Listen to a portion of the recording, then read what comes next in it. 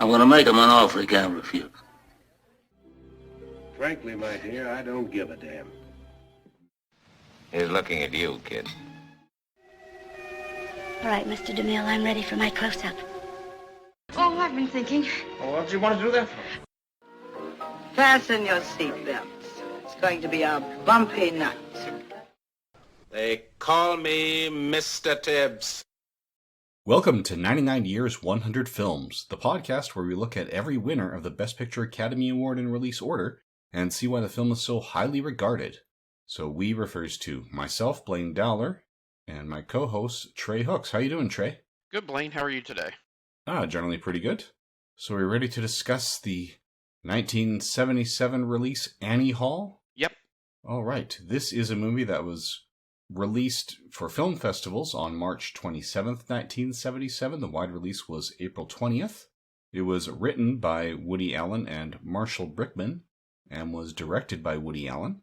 The plot summary, courtesy of the contributors to Wikipedia, is comedian Alvy Singer is trying to understand why his relationship with Annie Hall ended a year ago. Growing up in Brooklyn, he vexed his mother with impossible questions about the emptiness of existence, but he was precocious about his innocent sexual curiosity, suddenly kissing a classmate at 6 years old and not understanding why she was not keen to reciprocate. Annie and Alvy, in a line for The Sorrow and the Pity, overhear another man deriding the work of Federico Fellini and Marshall McLuhan. Alvy imagines McLuhan himself stepping in at his invitation to criticize the man's comprehension. That night, Annie shows no interest in sex with Alvy. Instead, they discuss his first wife, whose ardor gave him no pleasure. His second marriage was to a New York writer who did not like sports and was unable to reach orgasm. With Annie, it is different. The two of them have fun cooking a meal of boiled lobster together. He teases her about the unusual men in her past. They had met playing tennis doubles with friends. Following the game, awkward small talk leads her to offer him a ride uptown, and then a glass of wine on her balcony. There, what seemed a mild exchange of trivial personal data is revealed in mental subtitles as an escalating flirtation. The first date follows Annie's singing audition for a nightclub. It had to be you. After their lovemaking that night, Alvy is a wreck, while Annie relaxes with a joint. Soon, Annie admits she loves Alvy, while he buys her books on death and says that his feelings for her are more than just love. When Annie moves in with him, things become very tense. Eventually, Alvy finds her arm in arm with one of her college professors, and the two begin to argue about whether this is the flexibility they had discussed. They eventually break up, and he searches for the truth of relationships, asking strangers on the street about the nature of love, questioning his formative years, and imagining a cartoon version of himself arguing with a cartoon Annie portrayed as the evil queen in Snow White. Alvy attempts a return to dating, but the effort is marred by neurosis and an episode of bad sex that is interrupted when Annie calls in the middle of the night, insisting that he come over immediately to kill 2 spiders in her bathroom. A reconciliation follows, coupled with a vow to stay together come what may. However, their separate discussions with their therapists make it evident there is an unspoken and unbridgeable divide. When Alvy accepts an offer to present an award on television, they travel to Los Angeles with Alvy's friend Rob. However, on the return trip, they agree that their relationship is not working. After losing Annie to her record producer Tony Lacey, Alvy unsuccessfully tries rekindling the flame with a marriage proposal. Back in New York, he stages a play of their relationship, but he changes the ending. Now she accepts. The last meeting between Annie and Alvy is a wistful coda on Manhattan's Upper West Side after they have both moved on to someone new. Alvy's voice returns with a summation. Love is essential, especially if it is neurotic. Annie sings Seems Like Old Times, and the credits roll. So, any immediate thoughts on that synopsis? Any edits or omissions? No, it's worth pointing out that the author of the synopsis rearranged things somewhat in chronological order, but the film doesn't necessarily flow that way. Yes, this is true. It is definitely nonlinear storytelling. So, for example, we see the scene with them and the lobsters before we see their first meeting. Yeah. And a lot of it is because this is mostly told in flashbacks, like the synopsis writer got correct. It starts with Alvy going, what went wrong? And when he's thinking about the things that went on in their relationship, he's not thinking about them in the order they happened. Right, and Alvy is a comedian, and the framing device, it's narrated as if this is a recollection and a memoir, but I get the feeling that the framing device was intended to be maybe him segueing into a bit on stage. It could be. there were some pretty significant edits, some of which are, well, they're going to come up in discussion later. So, was this your first time seeing it? It was actually the second. The first time was mostly by reputation, but it was when I was in HMV as it was shutting down, completing my collection of Best Picture winners. So the idea of this podcast had occurred to me, but I wasn't committed to doing it yet because I wanted to make sure that I was actually going to be able to get them all, which, aside from Coda, I now have done. It's the second for me as well. I don't think I quite got all the way through the list, but when the first AFI 100 Years, 100 Films list got released, and this is when, there were still several brick and mortar movie rental businesses to where it was really easy to go and rent a movie on a whim's notice, barring, way before streaming. We made an attempt to cover the entire list and got a good bit of the way through it, and that was the first time I watched Annie Hall. Okay. So what are your general thoughts on this? I think it's entertaining. It is funny, though I found it more chuckle funny than laugh out loud funny. I don't want to tip my hand too much for later parts of the podcast, so I think I'll leave it at, it's a good film. I'm not sure it's a great film. Okay, I think I think we have kind of the same view on that. I'm feeling a little more stilted conversation with longer pauses than we usually have at this point, though most of those pauses will be edited out. And I think we're both just kind of holding back on what we're trying to say. Have you seen a lot of Woody Allen's work? I have not. So I've heard some interesting things. That he's one of those guys where nobody disputes his ability to make film, but there's some division on what kind of a human being he is. He came along at kind of a weird transitional period. So he grew up in the days of radio and vaudeville, and you can tell that that's a strong influence on him. He, famously, I'm not going to get right which one it was, but, Sid Caesar had two really popular land-breaking variety shows. I think he came up as a comedian and a TV writer on the waning days of Sid Caesar's second program. So he's a comic in the 60s and 70s who's heavily influenced by the 40s, if you know what I mean. So, I have not seen a lot of his work, but my impression of what little I've seen is that Woody Allen is a really good writer and director, but his acting style is, he's kind of like a Groucho Marx. And I don't mean that he's imitating Groucho Marx, but no matter what movie you saw Groucho Marx in, Groucho Marx was playing the character of Groucho Marx, regardless of what the character's name is. And I feel like Woody Allen does that. There is a Woody Allen character, and his films are just dropping that Woody Allen character in different settings and different situations with different names, but it's always the same Woody Allen character, if that makes sense. Yeah, he has a public persona, and that's the only persona you see him assume in anything, with the possible exception of the original Casino Royale. So that... Well, actually the second Casino Royale, but the first to make theatrical release. Right. So I never feel like we're getting a performance for him, or if we are, we're getting the same performance that we always get. This is a very mature and adult film. I can say that I can appreciate it now as a 40-something when I didn't get a lot of it as a 20-something. It's also a very technical, and I don't want to say snobbish, but intellectual film. I really wonder how well did this play with the Midwest in 1977? Because were there really a lot of people who would have, in middle America, that would have been up on the films of Federico Fellini? And I know Truman Capote would have been a name that people knew, but how many? I don't know. There's something almost elitist in it. They love film, but they pretty much only love foreign film and documentaries. You know what I mean? It's not... It's almost like there were hipsters before hipsters were cool. Yeah, the characters they were real characters, but they were they weren't characters that I would have met in Nashville, Tennessee in 1977. I'll put it that way. Yeah, this movie seems to be very deeply inspired by Woody Allen's experiences in LA with a certain crowd, and he may be transplanting members of that crowd to other parts of the country to tell his story. Because, I mean, there are some of them, sure. The guy was, he was a film prof, or he taught media studies, the one in the line.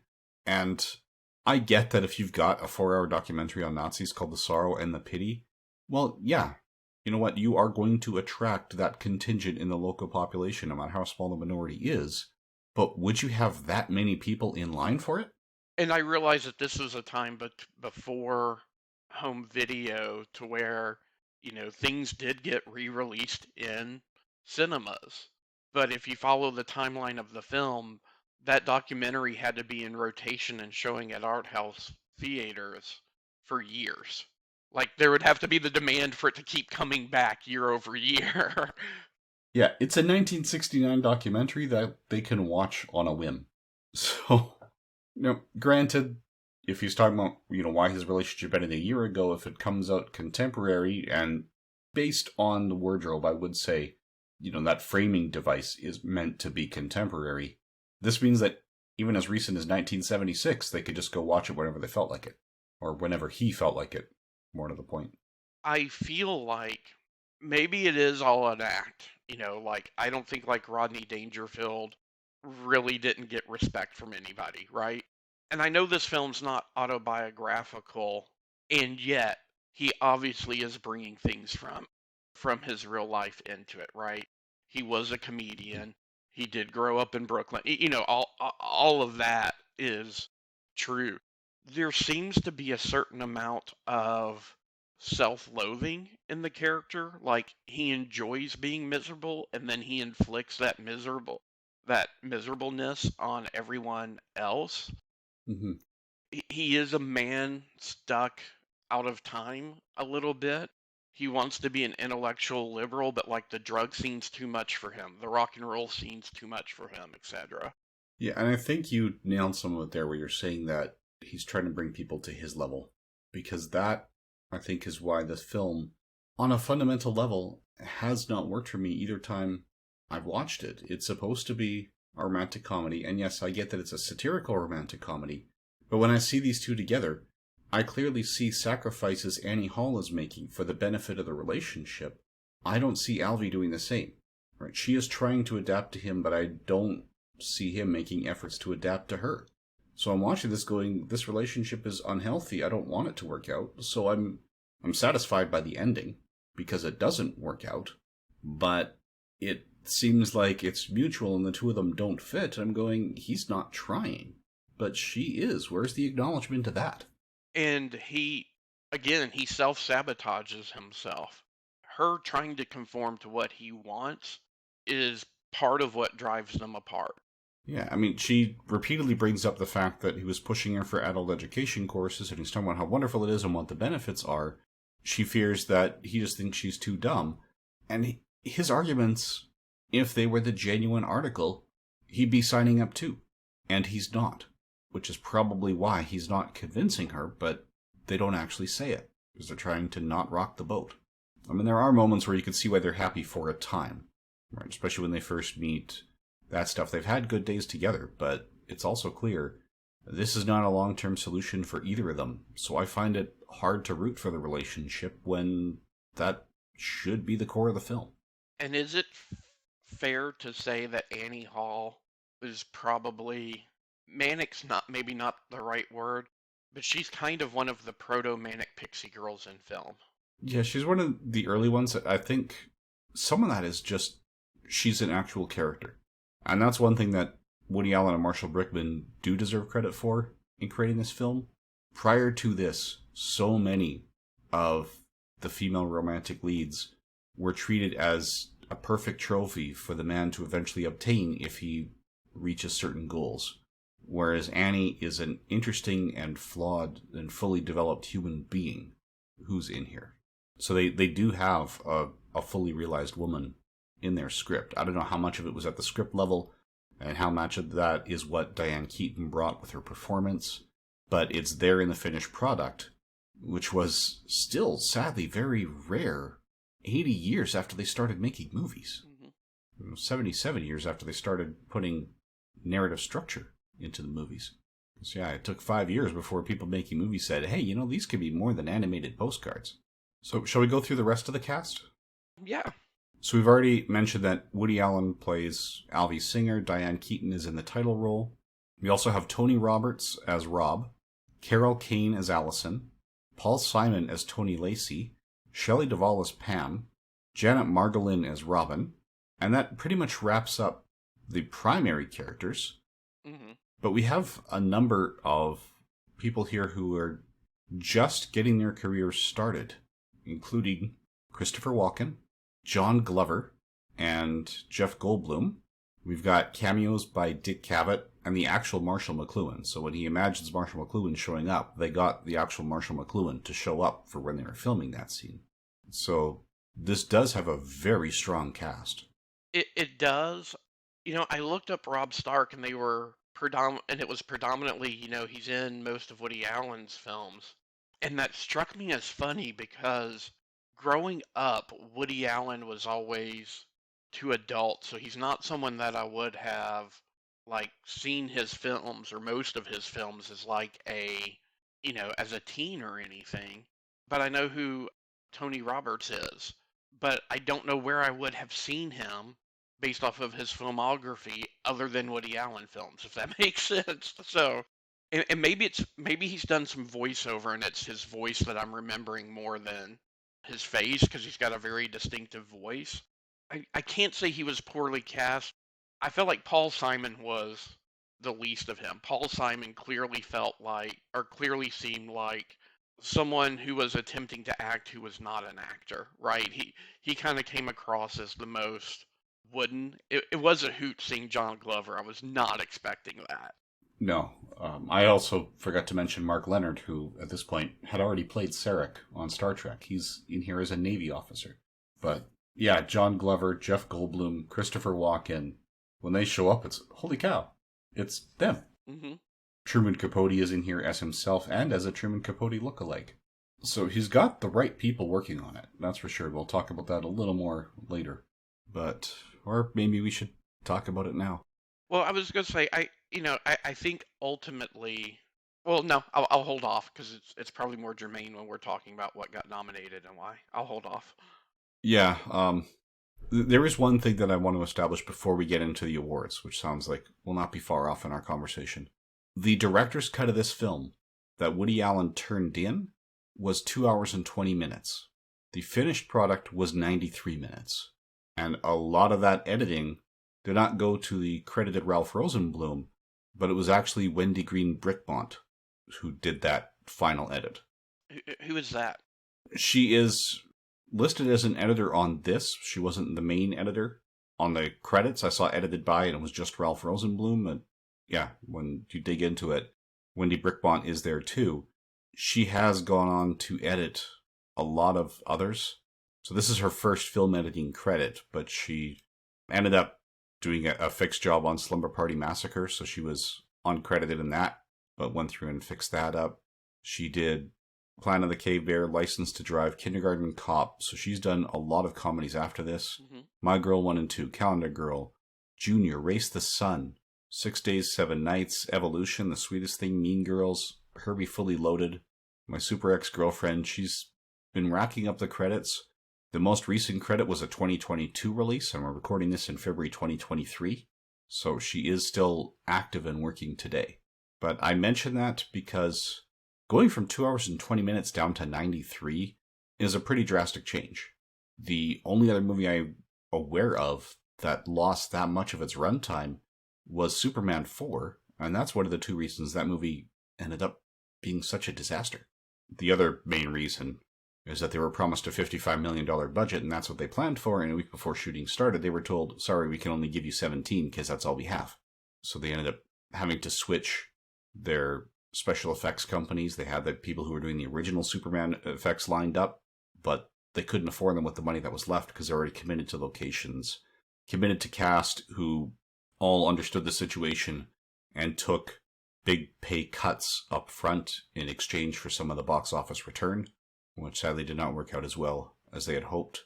But yeah, they cut a lot out of that film, and I think that was because at the time, major chains like AMC would put in one more screening in the evening and in the matinee, so 2 more screenings a day for opening weekend, if a film was under 90 minutes. And with the terrible special effects that they ended up being able to afford in this, some of the filming wasn't what they wanted it to be, because with that pay cut, they decided to do lots and lots of rehearsals and then one take of everything, and tried very, very hard to get everything on the first take when the cameras were actually running. It was desperate times. They turned in something that wasn't good, and director Sidney J. Furie was hoping that they would look at his $136 million movie, and Warner Brothers, the distributor, would come up with some of the cash that Carolco didn't come up with in order to let them finish the movie the way they wanted to, and go back and reshoot and redo the effects. But instead, Warner cut that 136-minute movie down to 89 minutes and 52 seconds, which I swear was saying, we're going to lose money on this no matter what. Let's get in one more screening per shift to try and recover as much money as we can before word gets out about how bad this is. I find it hard to believe you can cut out a third of a movie and still have a good movie if it was going to be a good movie in the first place. And that's one of my issues that we're going to get into, is they cut out a third of this movie and what's left is good. So what did the director's cut look like? And going through it here, forgot to mention the last 2 credited people here, Alvy and Annie's dates when they bump into each other at the end were Sigourney Weaver and Walter Bernstein. So did you have any other comments before we get to the awards themselves? I didn't. Okay, so the 50th Annual Academy Awards took place on April 3rd, 1978 in the Dorothy Chandler Pavilion, hosted by Bob Hope, and Best Picture did go to Annie Hall, beating out The Goodbye Girl, Julia, Star Wars, and The Turning Point. Best Director went to Woody Allen, beating out Spielberg for Close Encounters of the Third Kind, Fred Zinnemann for Julia, George Lucas for Star Wars, and Herbert Ross for The Turning Point. Best Actor went to Richard Dreyfuss for The Goodbye Girl, beating out Woody Allen for Annie Hall, Richard Burton for Equus, Marcello Mastroianni for A Special Day, and John Travolta for Saturday Night Fever. Best Actress went to Diane Keaton for Annie Hall, Anne Bancroft for The Turning Point was nominated, as were Jane Fonda for Julia, Shirley MacLaine for The Turning Point, and Marcia Mason for The Goodbye Girl. Best Supporting Actor went to Jason Robards for Julia, as Dashiell Hammett, which is interesting to see him as a fictionalized character. He beat out Mikhail Baryshnikov for The Turning Point, Peter Firth for Equus, Alec Guinness for Star Wars, and Maximilian Schell for Julia. Best Supporting Actress went to Vanessa Redgrave for Julia, beating out Leslie Brown for The Turning Point, Quinn Cummings for The Goodbye Girl, Melinda Dillon for Close Encounters of the Third Kind, who sadly we lost about a week ago at the time of this recording, and the last nominee was Tuesday Weld for Looking for Mr. Goodbar. Best Screenplay went to Annie Hall, beating out The Goodbye Girl, The Late Show, Star Wars, and The Turning Point. Best Screenplay based on material from another medium went to Julia, beating out Equus, I Never Promised You a Rose Garden, Oh God, and That Obscure Object of Desire. Best Foreign Language Film went to Madame Rosa, beating out Iphigenia, Operation Thunderbolt, A Special Day, and That Obscure Object of Desire. Best Documentary Feature went to Who Are the DeBolts, and Where Did They Get 19 Kids, beating out The Children of Theatre Street, High Grass Circus, Homage to Chagall, The Colors of Love, and Union Maids. Best Documentary Short Subject went to Gravity is My Enemy, beating out Aguenda Martinez, Our People, Our Country, first edition of Time, Tomes, and Treasures, and The Shetland Experience. Best Live Action Short Film went to I'll Find a Way, beating out The Absent-Minded Waiter, Floating Free, Notes on the Popular Arts, and Spaceborne. Best Animated Short Film went to The Sandcastle, beating out Bead Game, The Doonesbury Special, and To Jimmy the Sea.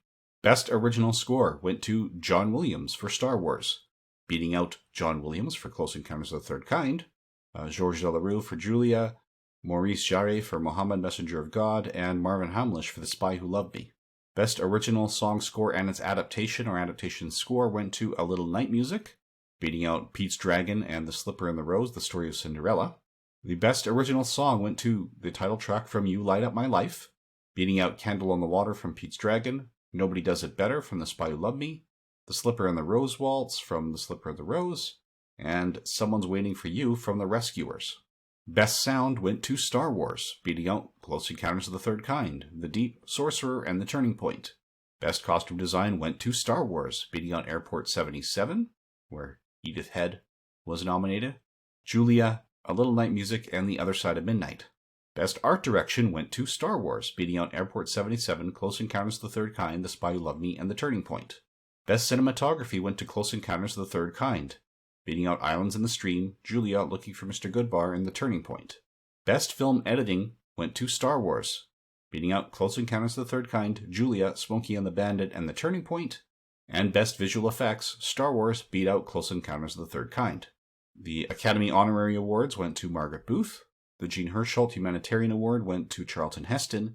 The Irving Jean Thalborg Memorial Award went to Walter Murch. The Special Achievement Awards went to Ben Burt for the creation of the alien, creature, and robot voices in Star Wars, and Frank Warner for sound effects editing in Close Encounters of the Third Kind. Now, as far as the multiple award nominations and winners are concerned, the most nominations went to Julia and The Turning Point, tied with 11. Then Star Wars had 10. Close Encounters had 8. Annie Hall and The Goodbye Girl were tied with 5. So there's 3 nominations each for Equus and The Spy Who Loved Me, 2 nominations each for Airport 77, A Little Night Music, Looking for Mr. Goodbar, Pete's Dragon, The Slipper and the Rose, A Special Day, and That Obscure Object of Desire. The multiple wins went to Star Wars with 6 competitive wins plus the special award, 4 wins for Annie Hall, and 3 wins for Julia. So Annie Hall won everything it was nominated for, with the exception of Woody Allen as Best Actor. So, what is your gut reaction? My gut reaction is that the 50th Academy Awards is probably how a lot of people view the Academy Awards today. The genre films, which tend to be the more popular films at the box office, sweep the technical categories, and the more dramatic films or important films take what I'll call the art categories, for lack of a better word. I mean, I will I will kick it off. What do you think makes a nominee for Best Picture? Is it great performances? Other than Diane Keaton, I don't think we have that here. Is it an extremely well-made film? I think Annie Hall's an extremely well-made film. It's not the best-made film of this year. Do we think it's something pivotal? Do we see the industry changing before our eyes? That's not Annie Hall. I know anybody who follows either of us on any form of social media knows that we are both into things like science fiction and comics, etc. I think even with my personal biases aside, through a 2023 lens, Star Wars was the best picture out of these films that were nominated this year. It certainly was the most influential in it. Even if you put aside the fact that it's a continuing franchise, if there were no more prequels or sequels beyond the original trilogy, we would still be talking about Star Wars today. Because of it being a Neil Simon play, I still hear Goodbye Girl be talked about occasionally. Nobody mentions the rest of these films. Yeah. If it were up to me, and just picking, the 1977 Best Picture race would have been between Star Wars and Close Encounters. Mm-hmm. And Close Encounters wasn't even nominated. The only thing holding me back on Star Wars is that the story is pretty by the numbers. Campbell hero, as we all know, it's the hero's journey. So that I can see holding it back a little bit. But you also have to keep in mind, when we watch that, as a science fiction buff and fantasy buff, I've seen many older movies that were trying to create worlds we hadn't seen before, and none of them accomplished it like Star Wars did. Right from the outset, this feels like a fully realized universe. Just having random guys threaten Luke and brag about how many systems they're wanted in when they're in Mos Eisley, it doesn't feel like so many other works at all levels where the other characters that are not your lead characters exist solely to serve this story. Right? I'm also a big detective TV show buff. A lot of TV shows, the characters are either suspects, victims, or red herrings, and they seem to have no life aside from adding clues or red herrings to the mystery. Whereas Star Wars, it actually feels realized enough that you feel like everyone in Mos Eisley has a story. And Kevin J. Anderson edited a short story collection about Mos Eisley Cantina stories. So they just put out short stories detailing what the lives were of all these guys, and then potential seems to fit. So it could make that case for Star Wars. If you want innovative storytelling, you could just as easily go to Close Encounters, which is not as influential today, but it definitely had an impact over the next decade. Yeah, Close Encounters was more of a antecedent to 2001: A Space Odyssey. It was, yeah. Star Wars is science fantasy. Close Encounters was more hard science fiction. Yeah, I've even heard Star Wars described as space opera. There is no science involved in that fiction. Their tech is just as magical as the Force.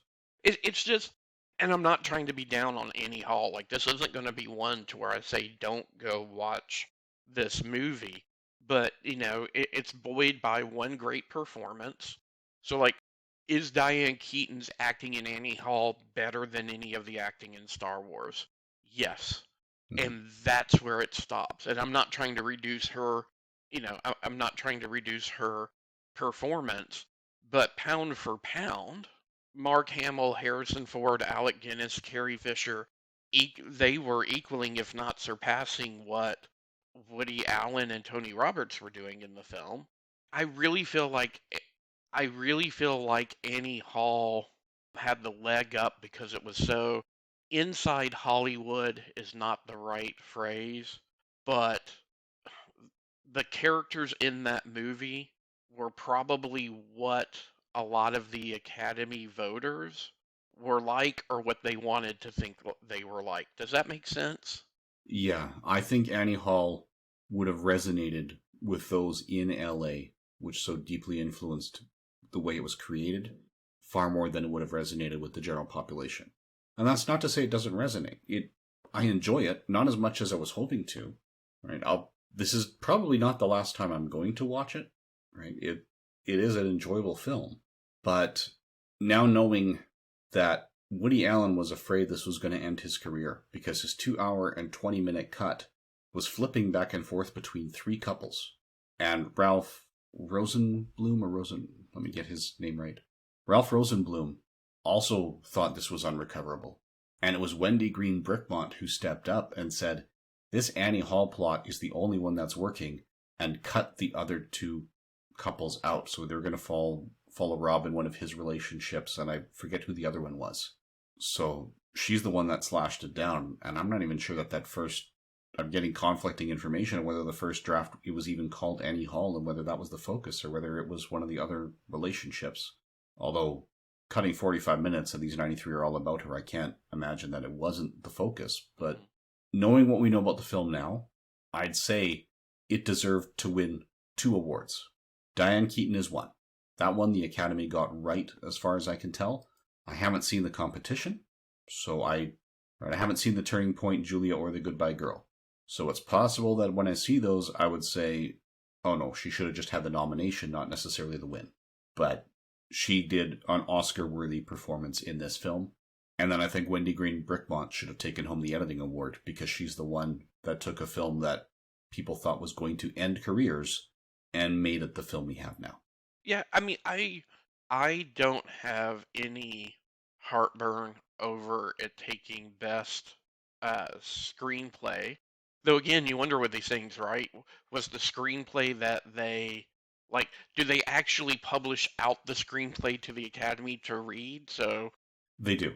So they got the 2-hour version. Yep, they got the 2-hour and 20-minute version, and still picked the screenplay. I struggle with Best Director because, to me, Best Director is what performances did you get and how difficult of a film it was to make. And because they were pushing the boundaries, I gotta believe Star Wars and Close Encounters were the most difficult movies to make this year. And again, don't get me wrong, Annie Hall did things differently. The subtitles, the animated sequence, the breaking the fourth wall by going, oh yeah, well I have the expert right here. Let me trot him out to tell you what a fool you are. All of those were things that you wouldn't see in your typical film. Again, they appeal more to the avant-garde set, and none of them rival the first that opening long shot of Star Wars, right? So, I mean, and again, maybe that's why it just took the technical awards, but I just feel like Star Wars was the better film. I think I could easily see Spielberg winning for Best Director here instead of Woody Allen. Especially if the screenplay was so strong that it deserved to take home the award, and the movie Allen and Rosenblum both agreed was not working by the time he finished directing it, and that it was, it was Brickmont who fixed it. So if those pages worked so well as a script but did not work well as a finished product, to me that's on the director. The only other comment that I've got on the awards, and this is personal taste, and it's not really about the film that we're covering, but for Best Original Song, I know that You Light Up My Life was huge when it came out, but I like Nobody Does It Better as a song. Yeah, again, I don't even know that I clearly recall You Light Up My Life. Going through it, I saw Pete's Dragon as a child. I don't remember Candle on the Water. Nobody Does It Better is the only one that I know I've heard on the radio. Now again, if You Light Up My Life is a slow ballad, that means I'm just not listening to it, because I'm not a fan of the slow-paced music. So, we'll talk about more in about 20 podcasts. I would agree that of those, Nobody Does It Better is the only one that stands out to me. So, it's still not a fantastic song in my opinion, because again, it's slower paced than what I like to listen to, but just the fact that it's not the kind of music I choose to listen to, and yet when I finally saw The Spy Who Loved Me, it was, oh, that was a Bond song. Okay, because I already knew it. It was part of the cultural consciousness. I will say this, in defense of the Academy, the way that I understand it works, and the way that it may have worked then, one, I don't know if they had all of the information that we do now. Like in 1977, did the voters know that the film was saved by this barely credited editor? I don't know. I'm sure I'm sure Woody Allen didn't go around promoting the film saying, I was pretty sure this was going to be a piece of crap. You know what I mean? So, and then, like we talked about the screenplay versus the film, the voters for best screenplay got the script to read and vote. But that's not necessarily the same contingent that's voting for best film. So they may not, or even best director, so they may not have known that this was massively saved in editing. Yeah, and that's one thing. I'm not going to fault the Academy too much for making this choice in 77, because I don't know how much they knew either. You're absolutely right. That could be something that came out in interviews decades later, but is now common knowledge when we're doing this. So how many of those Academy voters who supported it heard that and went, oh, I messed up then? That's not something we'll know. So shall we go through the Golden Globes? Yes. All right, so the 35th Golden Globes were held on January 28th, 1978. The Best Motion Picture Drama went to The Turning Point, beating out Close Encounters, I Never Promised You a Rose Garden, Julia, and Star Wars. Best Comedy or Musical went to The Goodbye Girl, beating out Annie Hall, High Anxiety, New York, New York, and Saturday Night Fever. So all 5 of the nominees were nominated across the 2 categories, but they did not choose Annie Hall. For Best Performance in a Motion Picture Drama, actor went to Richard Burton for Equus, beating out Marcello Mastrano for Special Day, Al Pacino for Bobby Deerfield, Gregory Peck for MacArthur, and Henry Winkler for Heroes. Yes, that is the Fonz who was up for a Golden Globe. Best Actress went to Jane Fonda for Julia, beating out Anne Bancroft for The Turning Point, Diane Keaton nominated for Looking for Mr. Goodbar, Catherine Quinlan for I Never Promised You a Rose Garden, and Gina Rowlands for Opening Night. So keep in mind that was the drama category, so Annie Hall was not eligible there. Best Performance in a Comedy or Musical went to Richard Dreyfuss for The Goodbye Girl, beating out Woody Allen for Annie Hall, Mel Brooks for High Anxiety, Robert De Niro for New York, New York, and John Travolta for Saturday Night Fever. Best Actress was a tie. It went to Diane Keaton for Annie Hall and Marsha Mason for The Goodbye Girl. So they beat out Sally Field for Smokey and the Bandit, Liza Minnelli for New York, New York, and Lily Tomlin for The Late Show. Best Supporting Performance in a Motion Picture, and again here it's drama, comedy, or musical. They do not divide this category. Supporting actor went to Peter Firth for Equus, beating out Mikhail Baryshnikov for The Turning Point, Alec Guinness for Star Wars, Jason Robards for Julia, and Maximilian Schell for Julia. And I should have commented before, but the Alec Guinness, I think that nomination was more a lifetime achievement. Because he has absolutely given Oscar-worthy performances in the past, but Obi-Wan isn't one of them. So he did not respect the material and was phoning it in. And it was his suggestion to have Obi-Wan killed off and show up as that Spector just for a few minutes here and there, so he wouldn't have to say as much of that banal dialogue if the sequels happened that he was contractually obligated for. Anyway, Best Supporting Actress went to Vanessa Redgrave for Julia. Anne Margaret was nominated for Joseph Andrews, as were Joan Blondell for The Opening Night, Leslie Brown for The Turning Point, Quinn Cummings for The Goodbye Girl, and Lilia Scala for Roseland. Best Director went to Herbert Ross for The Turning Point, beating out Woody Allen for Annie Hall, George Lucas for Star Wars, Steven Spielberg for Close Encounters of the Third Kind, and Fred Zinnemann for Julia. Best Screenplay went to The Goodbye Girl for Neil Simon, beating out Annie Hall, Close Encounters, Julia, and The Turning Point. Best Original Score went to John Williams for Star Wars, beating out John Williams for Close Encounters, Joel Hirschhorn for Pete's Dragon, Saturday Night Fever, and The Spy Who Loved Me. Best Original Song, title track to You Light Up My Life won, beating Deep Down Inside from the Deep, How Deep Is Your Love from Saturday Night Fever, New York, New York, that title track, and Nobody Does It Better from The Spy Who Loved Me.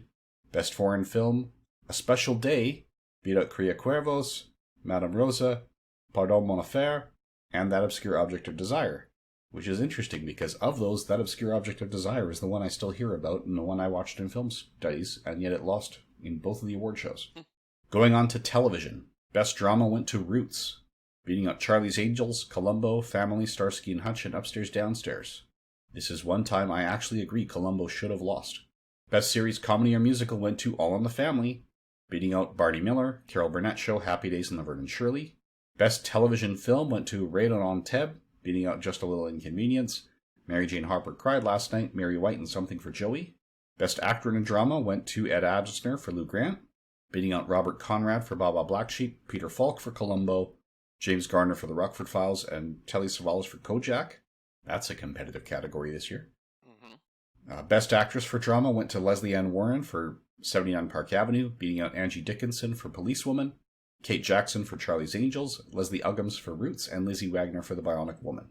Best Actor, Comedy or Musical Series, went to Henry Winkler for Happy Days, beating out Alan Alda for MASH, Ron Howard for Happy Days, Hal Linden for Barney Miller, and Carol O'Connor for All in the Family. Best Actress went to Carol Burnett for Her Show, beating out B. Arthur for Maude, Penny Marshall for Laverne and Shirley, Isabel Sanford for The Jeffersons, Jean Stapleton for All in the Family, and Cindy Williams for Laverne and Shirley. And it's worth recognizing that we also lost Cindy Williams just a week ago as well, as of recording this. Yeah, it hasn't been a good week for those actresses. So yeah, aside from Diane Keaton, Annie Hall did not perform nearly as well with the Golden Globes than with the Oscars. Did you have any other thoughts about this one? I didn't. All right, so going through how things are now regarded, looking at the votes on IMDb and on Letterboxd. So again, IMDb, we can filter it by feature films with at least 1,000 votes. With those filters in place, of the nominees, Star Wars comes first, Annie Hall is second, Goodbye Girl is third, Julia is fourth, and Turning Point is fifth. So Star Wars comes in at number 3, Annie Hall at 15 for the year, Goodbye Girl is at 38, Julia's 55, Turning Point is 80, and my other pick for the contender, Close Encounters, is number 29, so that would have been the third if we rank all 6. Letterboxd puts them in exactly the same order, but because of the foreign films, the Doctor Who movie edits, and that sort of thing, there's a lot more films on the list. It puts Star Wars at number 5 for the year, Annie Hall at number 25, Close Encounter shows up at number 66, The Goodbye Girl is number 205, and Julia and The Turning Point, at 72 results per page, they do not show up by the end of page 8, but they do come out in 4th and 5th looking at their raw scores. So the lowest rated one is still a 3.2 out of 5, which is perfectly respectable for The Turning Point. Mm-hmm. It's just clear, I mean, even as you said, Star Wars Annie Hall and Goodbye Girl are the three that are still part of the conversation. And those came out top three. So did you have any thoughts about how these are now regarded historically? No, I think, I think that feels right. Uh, Neil Simon's still a popular playwright, and while I think Goodbye Girl is similar to like California Suite, to where it's old enough that it's not as remembered as well as things like Brighton Beach Memoirs, Biloxi Blues, The Odd Couple, which, is an all-time classic.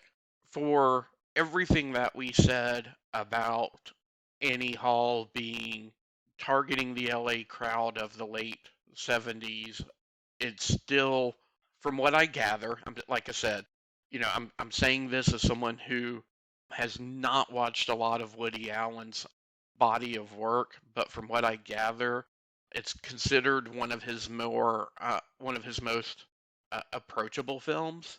And then put the books and the comics and the prequels and the recent sequels and the Disney Plus stuff, you can put all of that in a box in a corner and forget about it. The change, which, to be fair, Jaws started in how films were marketed and made and produced, Star Wars turned up to 11 and changed the industry. Yeah. Yeah, that's kind of where I'm sitting too. So I would have also given the award to Star Wars just because, like you said, there is a clear demarcation before and after that film. Whereas Annie Hall does not feel like the other movies of its day, but if anything, it's more of a callback than an innovation. Mm-hmm. So there are innovative elements. I do like the conversation where we had the subtitles of what they were thinking about what was actually saying and how the flirtation was escalating. And there are moments like that. The insertion of the animated segment. I talked about as a kid, he was the one that fell in love with the evil queen. There are moments of innovation, but for the most part, like you're saying, there's that strong vaudeville element, and he's going back to the roots. Whereas Star Wars was pushing forward in ways that other films hadn't. Right? It really felt like they were creating a new world. Without Star Wars, we would not have had Star Trek's return to the big screen. At least not in 1978, and not with the original cast. Right? Without it, the Star Trek franchise would have been those 3 live-action seasons, the 2 seasons of the animated series, and who knows if any of Roddenberry's attempts to bring it back would have gotten off the ground until the 90s when things were being rebooted. It could have been more like a Lost in Space than the financial juggernaut it is now, even if the current batch are divided by critics. We say this 4 days before Star Trek Picard Season 3 is scheduled to start, and that is being very well reviewed. But the first 2 seasons are definitely mixed, as are Discovery and some of the other ones. We wouldn't have had Battlestar Galactica. We wouldn't have had so many of the films of the 80s that were trying to cash in on the Star Wars box office. Well, and not just that. Think about what film would be like without THX or ILM. Yeah, Star Wars was the first film to have optical stereo. And yeah, ILM, Industrial Light and Magic, was a company created to do the visual effects, which is now the visual effects company in Hollywood. If you want the best, that is who you hire, bar none. There was stereo on film before that. The first on-film stereo was on the 70mm prints of 2001: A Space Odyssey. That was magnetic. It wasn't optical, which has its own issues, very much so. You can have sound distorted with a magnetic film strip if your projector's not designed properly, because it can produce magnetic fields. So George Lucas solved the stereo sound problem for Star Wars. THX was sound quality. As a storyteller, he did a great job creating the world, but his stories are rather simplistic. And if he hadn't told me what real-world allegories he was shooting for, I would not have picked up that they were in that film. He's a good editor. He doesn't know how to get great performances out of the actors. I mean, there are some good performances in Star Wars, but the great ones, Harrison Ford did a great job from the start. But that's because Harrison Ford is a great actor, and I think he figured it out on his own. It's not because of how Lucas was directing him. Right.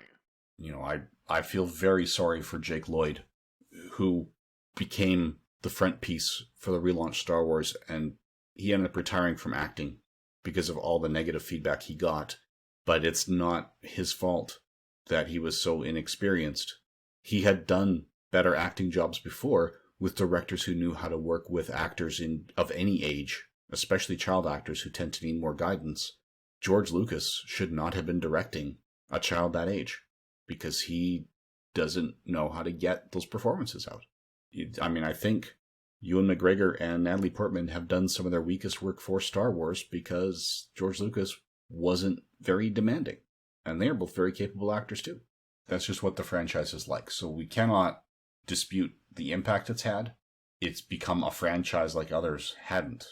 Jaws, sure, that was the first true blockbuster. It was the first to break that 100 million at the box office mark. But the attempts to make that a franchise, right? How many people fondly remember the sequels?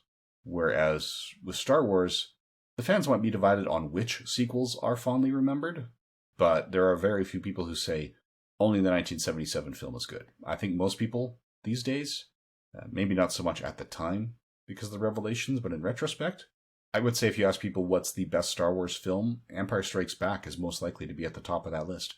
Mm-hmm. And then the prequels, whether people prefer the prequels or the other sequels, we'll see. The Disney sequel trilogy. Of the prequels, I think Episode 3 is at least on par with Jedi, which I think is the weakest of the original trilogy. Return of the Jedi, I should say, now that there's ambiguity there. The Disney trilogy, the issue there is largely that it wasn't, or if there was a plan for a trilogy when Abrams did Episode 7, it wasn't adhered to. And I think Rian Johnson went his own way with 8, and I like 8 better than a lot of people. There's elements I still dislike. Right? I don't know how they got Luke to the point he was in, but it's not as bad as others have said. Yeah, so I think the lack, or the main issues I have with 7, 8, 9 is the lack of coherence. But then you get Rogue One, which I think is excellent and probably the best of the Disney films. You get Solo, that Star Wars story, which underperformed, I think, because so famously the directors were fired and replaced by Ron Howard partway through. But I walked into that saying, this is the Star Wars film nobody asked for, and walked out saying, this is the Star Wars film I never knew I always wanted. Mm-hmm. I had a lot of fun with that. And there's a reveal at the end for a character I never thought I'd be excited by. That excited me. I really wish that it had performed well enough that they could have kept it going. But just the fact that Star Wars grew to a 12-film franchise says so much, whereas Woody Allen is now also somewhat stained by his personal life. Well, and with the films driving it, I feel like that's an important distinction there. Planet of the Apes, not so much, because there was really just the one first book. So I always want to be careful, because everything that I want to say about Star Wars, from like merchandising, etc., it may not still be remembered in the same way, and it may not have made people rich in the same way. But Planet of the Apes covered some of the same ground. But like, you look at the Bond films, were the Bond films a franchise before Star Wars? Yes. And you had a successful book series driving the film franchise. I feel in a lot of ways, Star Wars was the first time you had a film franchise where it was the strength of the films driving the franchise. That's probably true, yeah. I mean, Planet of the Apes, Pierre Boulle's original novel is excellent. We brought him up before, because he also wrote Bridge on the River Kwai. Mm-hmm. It was not faithfully adapted into the film. They kept a lot of elements, but there's some where Rod Serling, when he was writing the first draft, he wanted more elements from the book than they had. He wanted a more faithful adaptation, including the sequence where, you know, our astronaut, who was played by Charlton Heston in the film, Rod Taylor, learns the alien language and starts to communicate with them. But Fox refused to have subtitles. They said, no, all English all the time. So Serling added an element that wasn't in the book. He said, okay, if they're speaking all English all the time, the only way that makes sense is if the Planet of the Apes is Earth and always has been. And he's back on Earth. So Serling did not come up with revealing that twist with the Statue of Liberty. His script was very different. But he's the one that put it on Earth because Fox didn't want subtitles. And that is a point of departure that launched a franchise when that novel, again, I recommend reading it. It ends differently, and it's not an ending that leaves a lot of room for sequels. And again, not so much interest for sequels. The framing story in that one is astronauts find Taylor's journal some unknown length of time after he wrote it. So he kept a personal diary, they find it and they read it, and the core of the story is what they read in the journal. So it doesn't have the Statue of Liberty twist ending. It actually has a double whammy of 2 back-to-back twists when that wraps up that are different than the one we had in the film. So, who would we recommend this to? I don't know. It's not your typical rom-com, right? It expressly doesn't have a happy ending. It has several pop culture references that are now dated. And even when I was talking about it's a little too inside Hollywood, and I'm not saying this to build you and I up or anything, but I think we got references that other people might not. You and I have seen some of the films of Fellini and Ullman to where, those references wouldn't necessarily be lost on us. But I don't know that your average viewer today would know about the Stones at Altamont or who Marshall McClellan was or even who Truman Capote was. So for that reason, I think people might have a harder time connecting. I would say if you like a good romance, check it out. This isn't, on the one hand, it doesn't have necessarily the happy ending that you typically get with rom-coms, but it's not a tearjerker either. I will say it is definitely an adult film. I'm not saying don't let a 12 or 15-year-old watch it from a moral or prudish background. That's between each family to decide. But I know that I first saw this in my early 20s, and I didn't connect or get with a lot of the themes until watching it in my 40s. So, I do think you have to have a certain amount of life experience and maturity under your belt to connect with some of the themes that they're covering in it. Yeah, I would agree. Again, not judging whether or not you should watch it with your young children, but if you are, be aware that discussions of their sex lives are just a part of the conversation and often happen while they are in bed under the sheets. So there's no nudity, there's little or no profanity, but it's still very mature themes. And in terms of making the connections, I think about it in the context of my students and, would they, the high school students I teach, make these connections and get the references?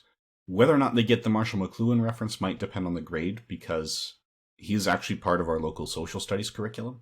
He's actually born in Edmonton, Alberta, Canada, which is where I was born and raised and still live today. So he was born and raised in this city. He was influential enough that he shows up in our history curriculum. I don't know that high school students in the US would have ever heard of him today. So I think that part is just a little bit of a Canadian edge, because in Canada he's considered a bigger celebrity because he's local, especially in Alberta. So I don't even know if he's in the curriculum if you're in Ontario or Quebec or the Maritimes.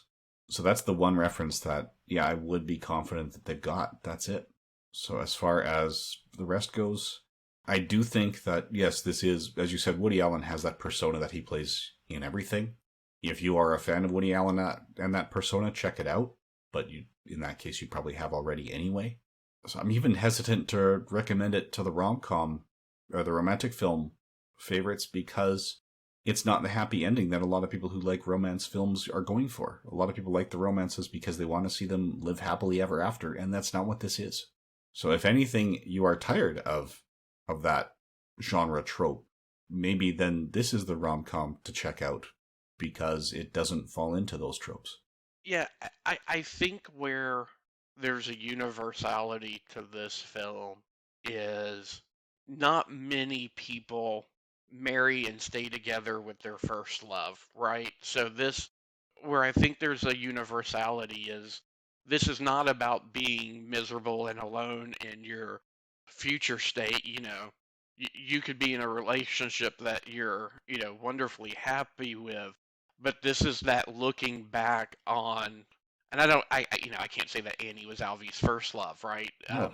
But this is looking back on that one relationship that resonates with you that just didn't that didn't end well, or that ended, period. I think a lot of that it's not about being miserable and alone in old age. It feels like this is just about Albie being miserable whether he's alone or not. Yeah. And so many of this, that's part of the reason I'm having a hard time engaging as a romantic comedy. It's because Albie is not, I think I keep saying Albie for Alv, but he is, despite 15 years of therapy, not in a headspace where he can have a healthy relationship. And I see no indication that he's taking any ownership of that. Like you said at the start, it's about him dragging things down to his level. Yeah, it's through today's lens, he's a very toxic person. And I don't know that he has the self-awareness to know it. No, I would say he doesn't. And I would say he was a toxic person in 1977. Today's lens just makes that more obvious. Yes. Because in some parts of the States, women were not allowed to have credit cards without a male cosigner by law until as late as 1973. And this is a 1977 film. So some of these relationships would have been in an era where some women were getting married because that was the only route to financial stability. I mean, it wasn't as bad as 100 years before that, where they could not own property, open bank accounts, and if they were allowed to get a job at all, the paychecks were in the husband's name. The only way for a woman to have anything in her own name would be if she was a widow. And even that might be a very brief window, because there were times when widows with kids lost everything because the husband's business partner stepped up and said, yeah, I helped him earn all that money, it's mine now, and the courts agreed and took everything from the family. So, and that's some of it. Looking at it now, I was born the year this came out, so I never was a part of the society where a woman couldn't have her own credit card. And that would have still been part of the society when these relationships were there. So while he was toxic, there was also the expectation that a woman had to have this. She had to get married. And staying together for the sake of the children is something that you hear today for people saying why they're not divorced. As a teacher, I can tell you in many cases, that child is better off splitting their time between two happy homes than spending their time in one miserable home. When the women were staying together for the sake of the children, a lot of that was because if they tried to leave on their own, the systems were in place to make sure they could not legally support themselves financially. So if a woman left an abusive husband with her kids, well, the courts would say, oh, wait, you don't have a husband, you can't legally have a job, you can't legally own anything in your own name, therefore, if you're supporting the kids, you must be generating that income illegally. And then they would take the kids away. So if a woman was in an abusive relationship, she either had to abandon her children with the husband or risk losing them, taking them with her. That's where staying together for the sake of the kids came from. It was, yes, this is a terrible situation, but if you leave this abuser, you will never have your kids with you again. And if you speak about this in public, then the police will agree your husband has the right to correct you for embarrassing him, and he can beat you without recourse. It was not a good situation. Sorry, this is a bit of a rant because I've had this conversation with my students who think Andrew Tate is a role model. And he's trying to send back to the image of the society that never really existed. It's still like that in some places. So, and I am not trying to denigrate any particular country or culture. I'll just throw that out there up front. I'm just speaking from my own experiences. So I work with a company that offshores it with a consultant in India, and I have had a couple of opportunities to where for work I've needed to travel to India. And on one trip, I stayed over, and my wife and kids decided to fly up and meet me there and have a small vacation in India, because since I was already, it was a little bit cheaper because, the company paid for me to fly, the company paid for my hotel, some of that stuff. So I had to sign something saying that I was aware that she was taking the kids into India and that she was doing so with my permission. And I don't know that the reverse would have been true if it was me. Yeah, it's funny that you pick India as an example, because the students I'm talking about, I teach in a Sikh cultural school. So, yes, I am seeing remnants of that. But, to be fair, when I talked about the financial situation women were in here within some lifetimes and within living memory, the teachers who left India in 1984 when the government decided to wipe out Punjab and the Sikhs, they are absolutely stunned that it ever got that bad. India never had those restraints. So there are definitely some elements where we are more progressive, but that was clearly one where India was ahead of the game in the 1940s, 50s, 1920s. So, bottom line, we all have work to do. It's just a question of how much and in which areas. Anyway, one other comment that I wanted to make and should have made much sooner, especially looking at what's coming up next month. I think part of what helped Annie Hall take that Oscar is because, despite the unhappy ending, it is more optimistic and upbeat than a lot of the films recently. There's been a lot of real downer films, so that might have been kind of a break from the ordinary. That's true. And I say that partly because of the reputation of our next film, and I'm saying this by reputation only because I've never actually seen it. So, should we tell our listeners what they can look forward to next month? We can. Next month we are covering Michael Cimino's Deer Hunter. Yes, that was nominated against Coming Home, Heaven Can Wait, Midnight Express, and An Unmarried Woman. And that Heaven Can Wait is the Warren Beatty version from 1978, obviously. So this will be interesting. I don't know how many of them I'll be able to watch before next month, but I have seen 0 of them at this point. Yes, I will say, allow yourself some time. Deer Hunter is in like the 2.5, 3 hour length category. Yeah, IMDb listed as 3 hours, 3 minutes. Yeah. I used to have like this feeling that films were always just 90 minutes, but with this podcast and some other things I'm on personal watch lists, I'm like, no, there's always been 2 hour, 2.5 hour movies. It's just I don't remember them as being that long. Yep. Oh, yeah, the last episode I've edited for upload was our discussion of The Sound of Music, which was just over the 3 hour point as well. But yes, join us next month for Deer Hunter. As we approach the end of the 70s, we only have 2 1970s films left. So, and the one after Deer Hunter is the first Best Picture winner that I actually saw in theaters. So, thank you for listening. Thanks, everyone. My mom always said life was like a box of chocolates. You never know what you're going to get. Please, sir, I want some more.